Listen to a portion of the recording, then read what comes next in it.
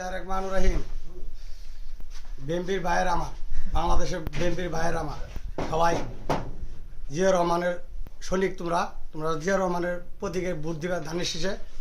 শেখ খালেদারে জয় লাভ করিয়া, তারেকের জয় লাভ করিয়া আমাদের বাংলার মাটিতে দেখাই দিবে যে আওয়ামী লীগ সরকার 17 বছর থাকার পরে আমার কত অত্যাচার করছে। এটা বিপুল ভোটে আমরা পার করে তারেকের আমার বাংলাদেশের সাধারণ পূরণ করব। আর আমরা খৈলারপাড়ার পক্ষ থেকে আমরা বলছি, প্রত্যেকটা ভোটার ভাইদের বলছি, তোমরা এই আমাদের মামুন ভাইরে একদিন সেবা করবে, একদিন সেবায় মানে ভালোবেসে একদিন ভোট দিবা। তার বিনিময়ে 5 বছর তোমাদের সেবা করে দেবো 30 লক্ষ মানুষের। মামুন ভাই এমনই মানুষ, গরিব দুঃখীর মানুষ, মাটির মানুষ, মাটির মতো মানুষ, মাটির মতো মন। এর মনের সাথে কোনো মন তুলনা নাই।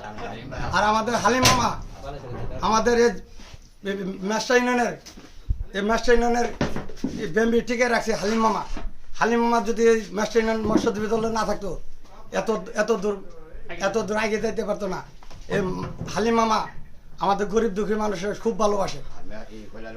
খৈলাপাড়ার উন্নয়ন, সারা বাংলাদেশে উন্নয়ন করবো আমাদের তারেক রহমান।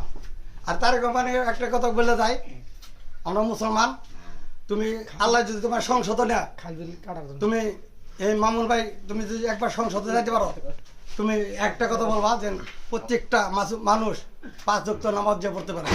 এটা আমার বিএনপির পক্ষ থেকে আমি এই আবেদনটা করলাম।